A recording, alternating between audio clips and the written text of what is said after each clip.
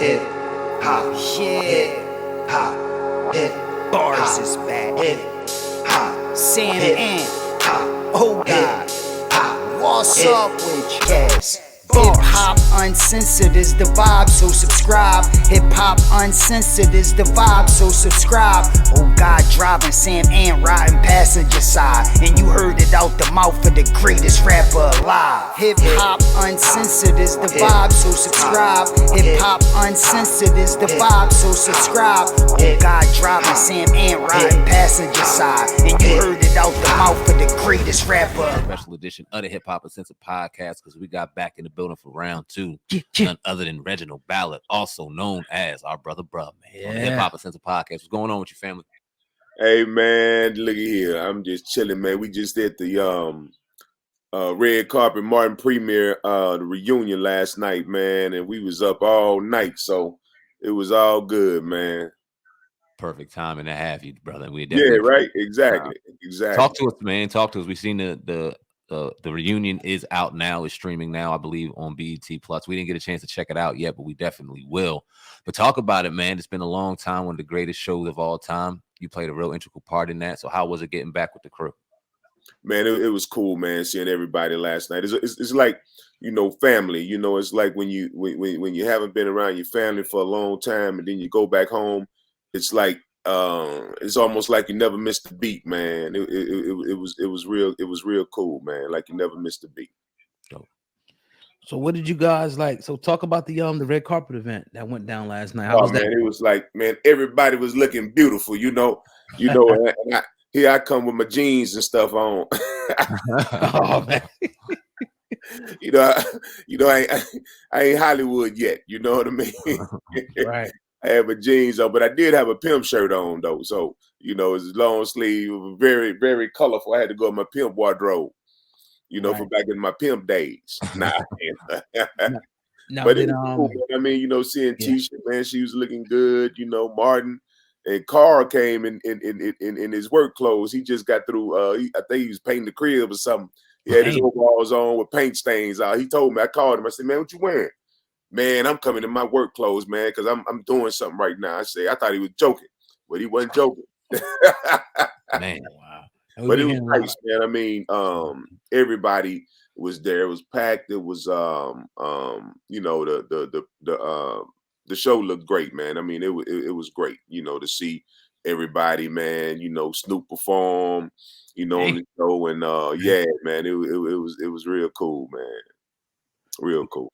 Did a lot of reminiscing. They did Tommy's. They did a like a tribute to Tommy. Okay. At Nipsey's. That was cool, man. I mean, yeah, and his family was there. His wife and kids, and that was real cool, man. Real cool. So, we've been hearing a lot of whispers about a reboot going. You hear anything about that? And if so, are you involved in that as well? Well, if it go down, I hope I am. Right. I don't know, but I would hope so, man. Then I could buy that big $20 Snicker bar I've been craving for a long time.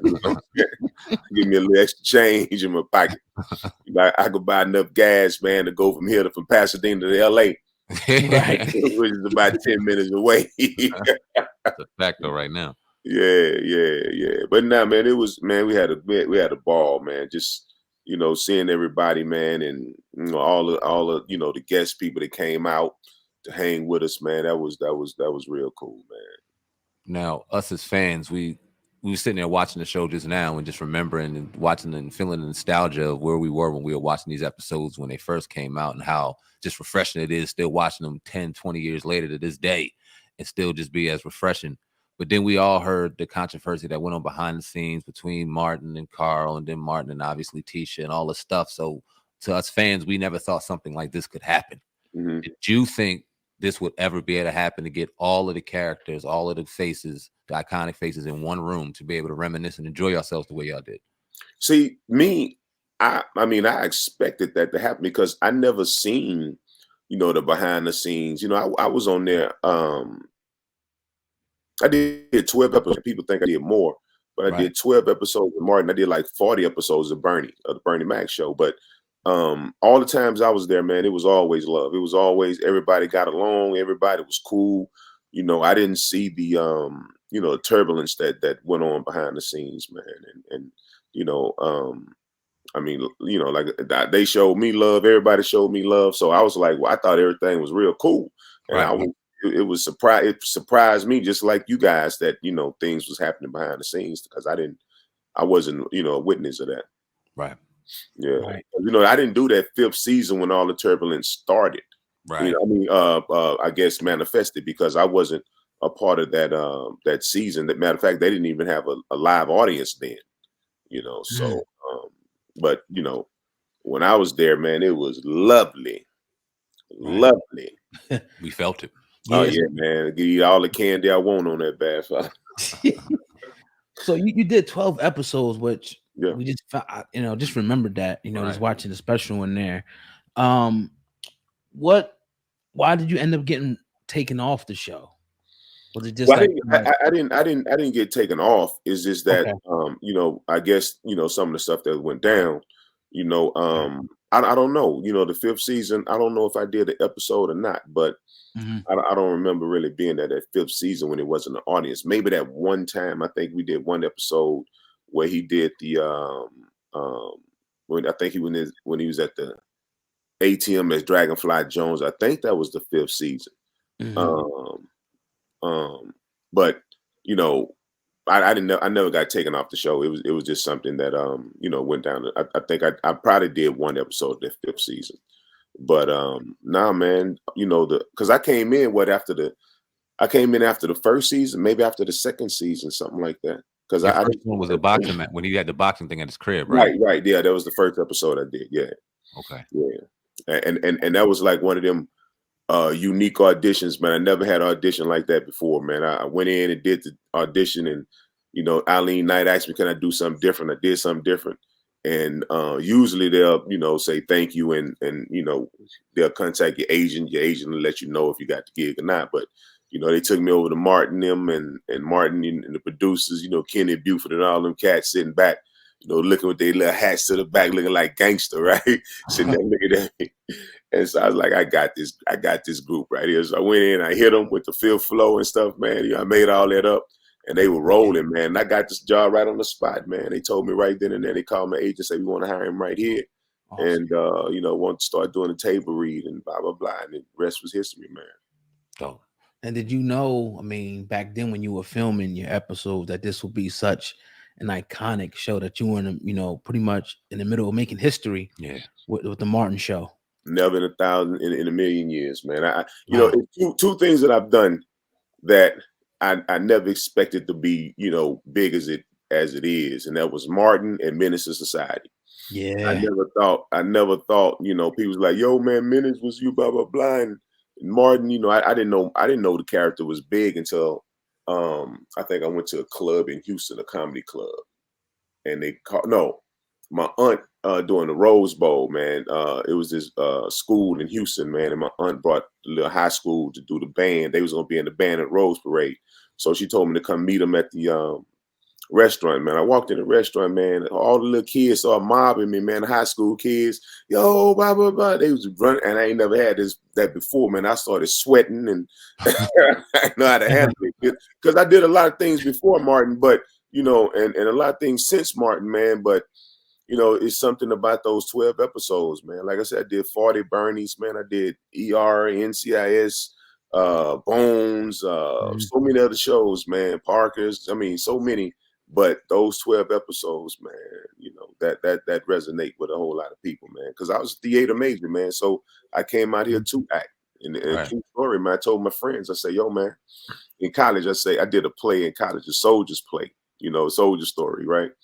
And I was CJ Memphis, so we got like standing ovations, man, all 8 nights. And so I told my friends, I said, yo, man, I'm finna go to Hollywood, hang with Stallone. And I said, next time you see me, I'll be on TV. I left, man, came out here, man. The first movie I did was with Stallone, and the next time I seen him, I was on the Martin show. Damn. Hey, that's crazy. That's how it went down, man. So I want to go back to your first show on Martin, the fight we were just watching the John, and he gets up real quick because he smells feet, and you got your foot up, you're chilling, and it looks like you got your head covered because you're trying to not cry, laughing. Yeah, dude, let me tell you so how many times does that happen, and how many times do y'all got to retake? It's funny that you say that. It's funny that you say that because on the Martin Reunion, they talk about how we used to try to make each other laugh, and I didn't do that. I didn't do the smell my finger thing until I didn't do it the whole rehearsal. We rehearsed for a whole week before we shoot in front of the audience. So, man, that night before we got to shoot in front of the audience, man, my wife said, it'd be funny when you take your shoes off and you mess with your toe, you smell. I said, oh, yeah. I said, you think so? She said, that'd be funny. So, man, right in front of the audience, we got ready to do it. I did it. And Martin went back like this, tried to hold his laugh. And I did. At the end, you can hear, after the laughter, you can hear me like, do one of those, right? And I just pulled it back together. And just like the CD player episode with Tommy, because I'm gonna tell you the story behind that, man. Martin's supposed to have a real dog, and at the last minute, the studio didn't approve of him having a real dog.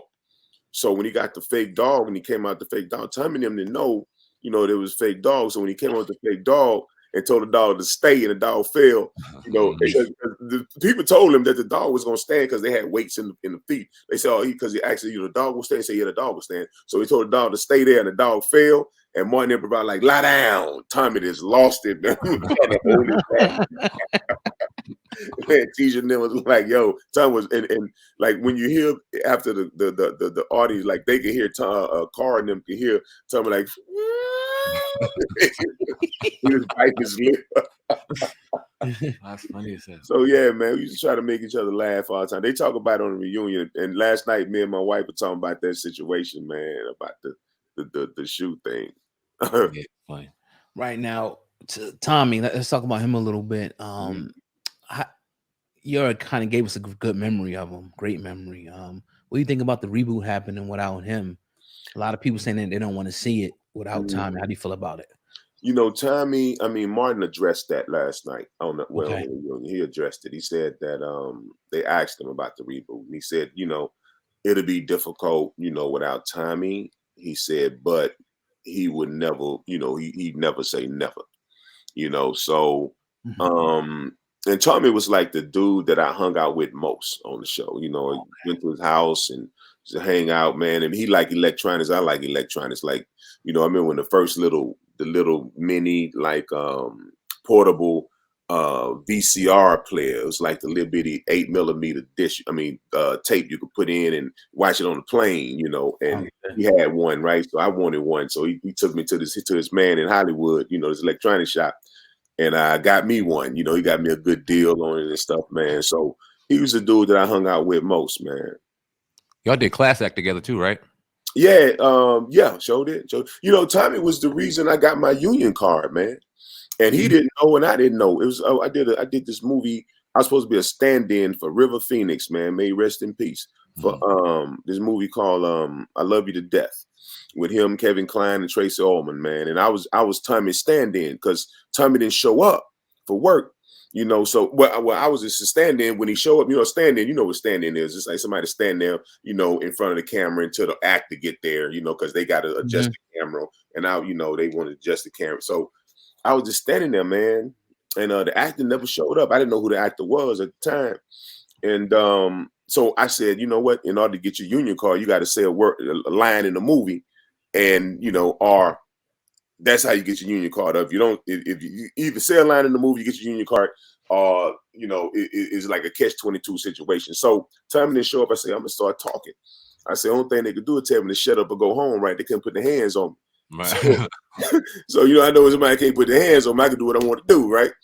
So I started talking, man, and Lawrence Kasdan, man, the director of The Big Chill and a lot of big movies, he came over. They gave me a contract, man, and that's how I got my union card. And later to find out, when me and Tommy did class act, we were talking about things, and he said, yeah, man, I'm supposed to do this movie, man, called I Love You to Death, but I didn't show up because I was doing Harlem Nights. He said, man, I had to pick between the two. And I said, you made the right choice. Man, thank you, man. Yeah, and that's how I got my card, man. We started talking about that and became friends, man. That's I said, dope. dude, you the reason I got my union card. You the actor that didn't show up. He said, yeah, that was me. I say, man, I appreciate you not showing up, but yeah, I don't think I ever told that story before, man. But that's how I got my card, man. That's dope. How'd you take the news when Tommy passed away? How'd that hit you?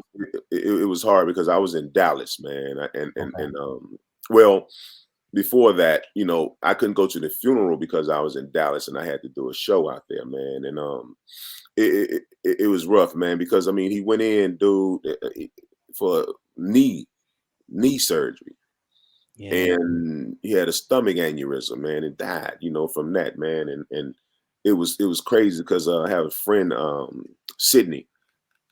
Sydney is the mother of the little girl. Remember the little girl on Bernie Mac show?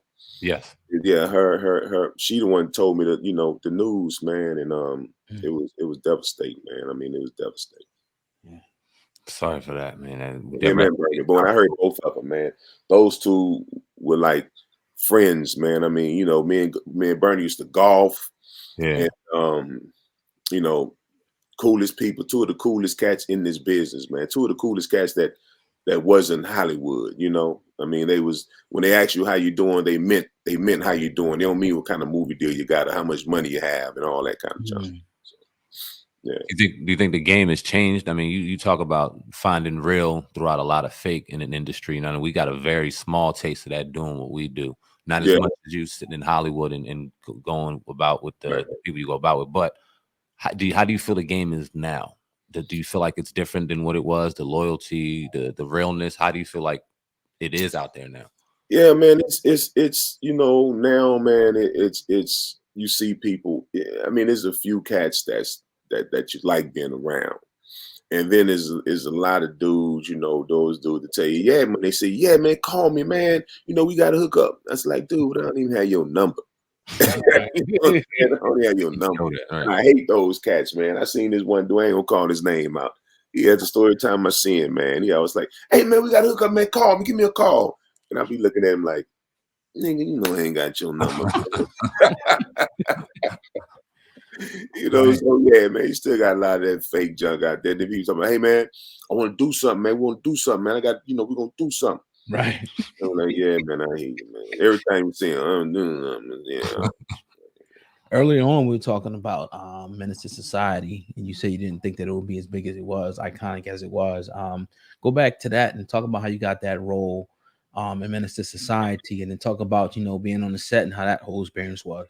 You ain't gonna believe this, man. I went in, they had me auditioning for old.Dog. Yeah, old.Dog. And I rocked it, dude. I rocked it, right? And the Hughes brothers was like, wow. You say, man, okay. So, I was too old to play old.Dog, but they said we got something for you up in here. So they put me in that scene in the beginning.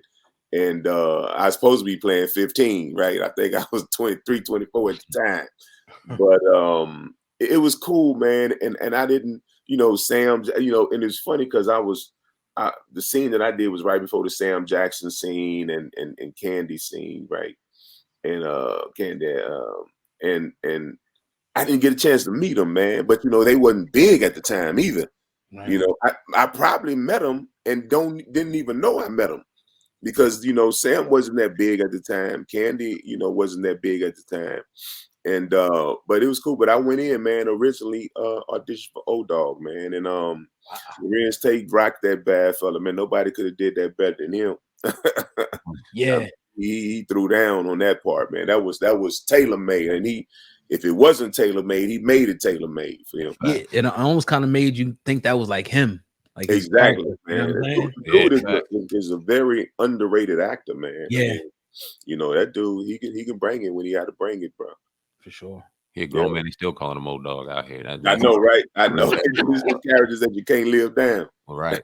Speaking on that, bro, man, you said we found out, or we just kind of jogged our memory a couple minutes before the interview that you only did 12 episodes on Martin, which is crazy to even think about because you feel like you've done so much more throughout the 5 seasons that we had, Martin. And then you've had a career after that. But do you feel like you were typecasted as bruh man? Do you embrace it? It seems like you embrace that, but how does that affect an actor when they get such an iconic role, but they seem like they can't get out of that role? Well, you know what, man? I embrace it too, man, because, only I think Black Hollywood know me as Bruh Man. And I've done a lot of white shows, and they don't know Bruh Man. So Okay. it's fine with me. I mean, if they're gonna limit themselves to think, I mean, like I said, man, I was theater major, man. I mean, I can act, and I could create a character that make you think that's who I am, and so if the Tyler Perrys and the Lee Daniels and whoever else, if they think that I'm just that, then hey man, that's to their detriment, not mine, so because I've worked and done a lot of other, like I say, man, a lot of other shows that I've done, they don't know Bruh Man. Do you feel that way about Black They never heard of Bruh Man, huh? I'm sorry to cut you off, brother. Do you feel that way about Black screenwriters right now? Do you feel like they're looking at you as Bruh Man and won't put you out of that box? Have you felt that way about them? I don't know. A lot of them, they call me and ask me if I want to do something. Matter of fact, I got a movie scheduled to do I think in August, man. And they don't ask me to do they go on my resume, they go on my audition, and they see that I'm way different than the character. But it's on the other hand, I'm happy that that I created something that people can remember, and people have remembered for all these years. Little kids come up to me now, man. They be saying, "Man, do Bruh Man." I'm like, "Whoa, dude, you weren't even born 30 years ago when we did this thing, man." So, but it's crazy, man. I have worked with a lot of Black directors and productions that they never. And the cool thing about it, I never want them to ask me to do Bruh Man, in a movie or in a show. I never want to have to do that again, because that belongs only on one place, and that's that's Martin. Definitely. So what's gonna be next for you, man? I know you said you got a movie coming up, in the summertime, but what's next on the horizon besides the possible reboot of Martin? Well, man, we trying to work on my own show right now.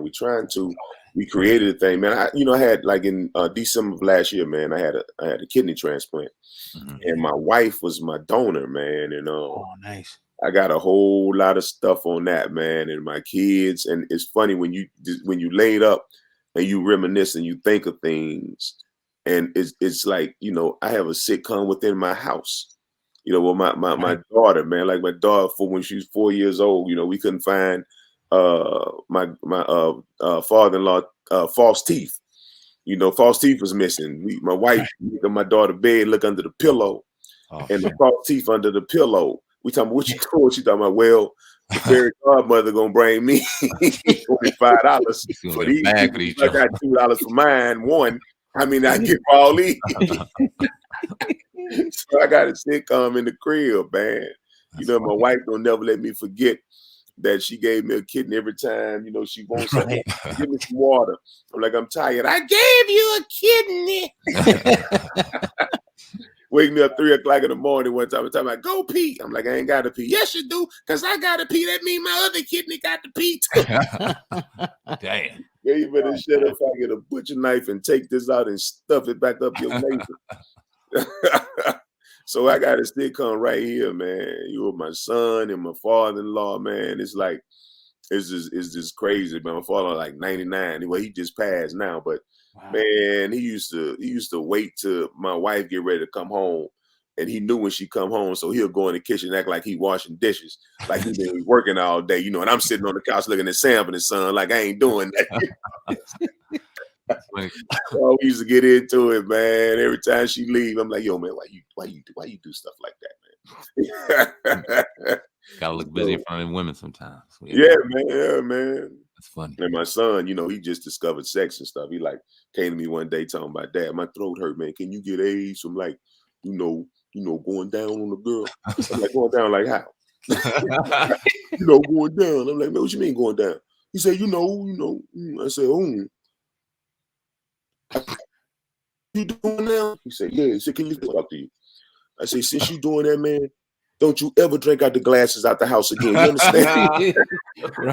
right. Use paper cups from now on, boy. Hey, no, man, see my throat hurt, man. For real, man. You always joking. I said, no, you can't catch AIDS like that, man. You just probably got a toilet paper ball caught in your throat. All we keep walking around.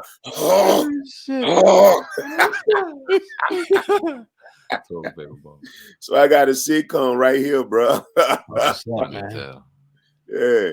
Oh man, we definitely appreciate your time, Reginald Ballard, on the Hip Hop Uncensored Podcast, man.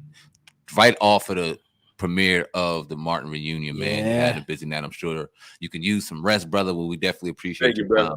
Anytime, man. I'm in San Antonio right now, man. Like 5. I got to do some stuff and show in San Antonio, man. But I appreciate y'all, brother.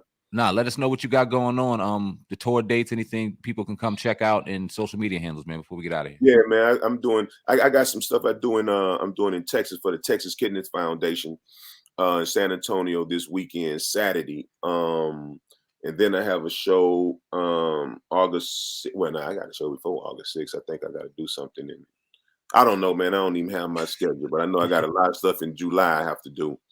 And I think I'm gonna be in Denver. I'm gonna be in North Carolina. So just check Atlanta. So it's checking. You hear about it on the radio. So, yeah. My brother, appreciate you, man. Yes, sir. Thank y'all, man. Appreciate y'all, dog. Yes, sir. Told y'all stuff I ain't never tell people before. That's perfect. We appreciate that, brother. Until next time, time, man. Yes, sir. All right. Be safe. Thank you, man. Y'all take it easy. All right, you too.